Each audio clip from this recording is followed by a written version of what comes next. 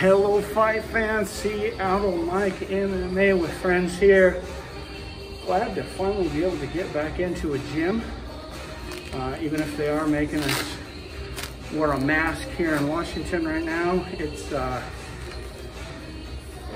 certainly better than nothing right now.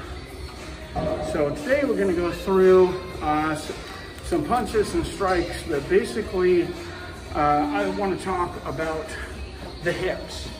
And I don't know if you guys are able to see the hips right there. I don't have a tripod here. I actually got this up on the speed bag. But we're going to be hitting the bag.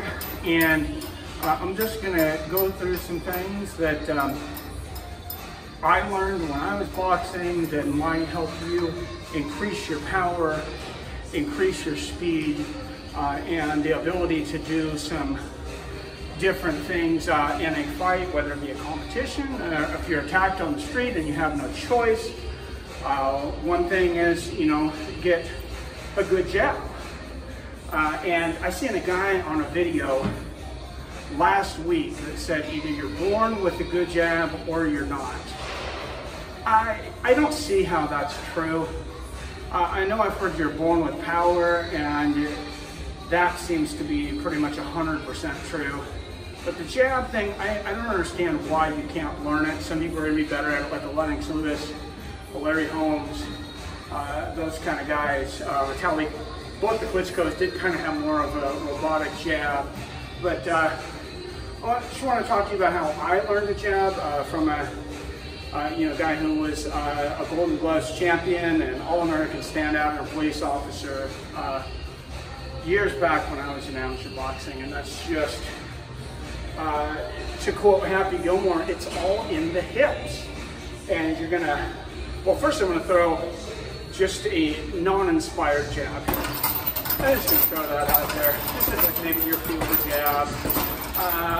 You can hit somebody in the face, it's not gonna feel good. That didn't feel good, but the way that you set people up, the way that you hit people with jabs, the way that you cut them, you knock them off balance, even distract them, is you're going to want a twist on the jab and a rotation in your hips. Think of your hips like pistons, and when one turns one direction, then it's going to turn the other direction, it's going to turn the other direction, and it's creating more and more power, almost like an engine. So let's see more of a correct jab. Let's come correct with the jab, in my opinion at least. And you can have your hands up, you can have your hands down, whatever. I fought most with my hands up because, to be honest, I don't have incredible head movement. And just step into it and twist. So watch here. It's going to be a twist. It's going to be a twist. So that twisting of the glove, see how that rubs against the bag? That's going to be what rubs against the face at full speed, and that's going to be what creates those cuts.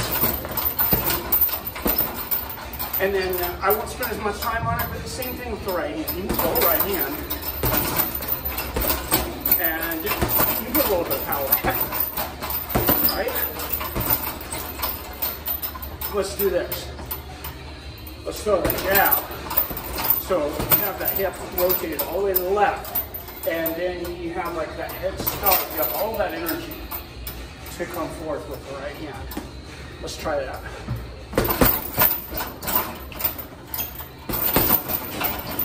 Try that a few times.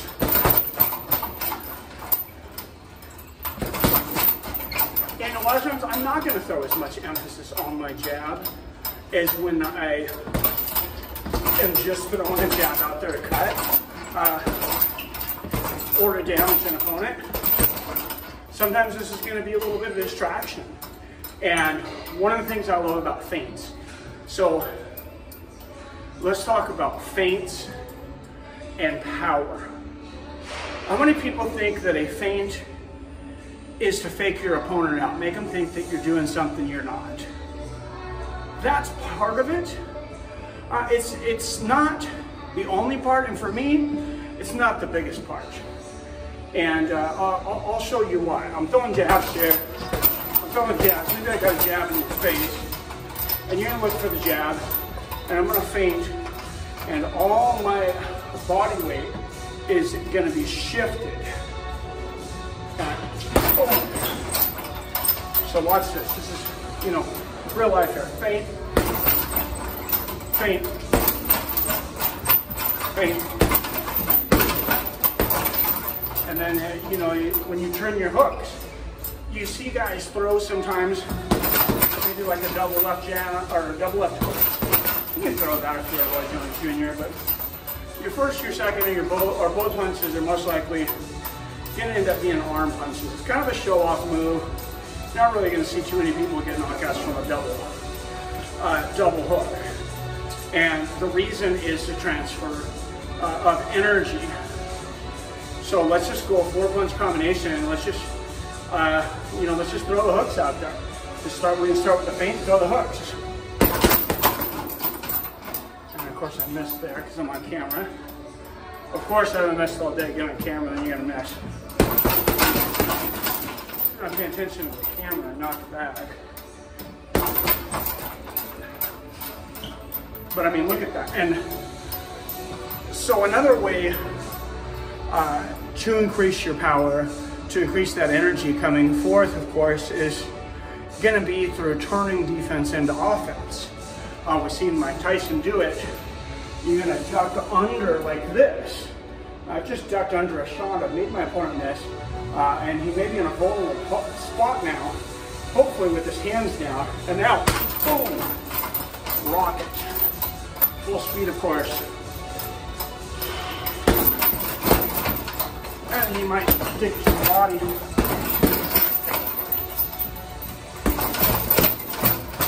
Throw some uppercuts, but that motion, even that head movement, like I talked about the feint and the jab to create motion in your hips, that head movement also creates a lot of power. You've seen Tyson do it a lot. He's going to bob to the left, he's going to bob to the right. Everybody knows what's coming. Maybe you know what's coming. But maybe he goes like this because he's reacting to you. Maybe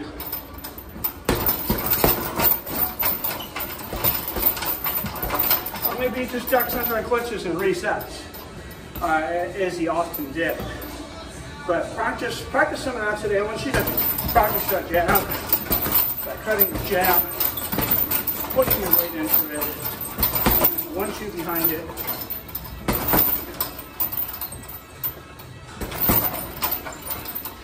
And then let's practice a 1-2-3 for today. And then we're going to move to another combination for the next video.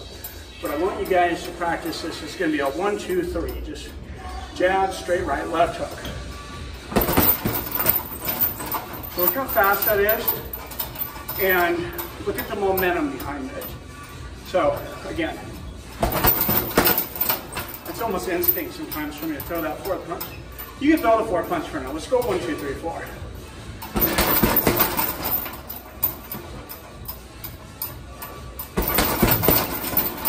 Being mindful of, you know, running into patterns and running into habits that might be predictable in a fight. So make sure that you're practicing switching that up. Your bag, this should never be a bag. This should be an opponent. You should be moving around this as if it's your opponent. You should be visualizing fists coming at you.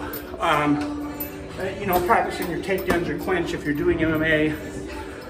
Whatever it is, this is an opponent. This is not a bag, unless you're going to go out there and fight bags and, or worried about getting attacked by a heavy bag. That's your opponent. So visualize and think about it like that. That's it for today, guys. Thanks for joining us. As always, I'm Seattle Mike. As always, I love you.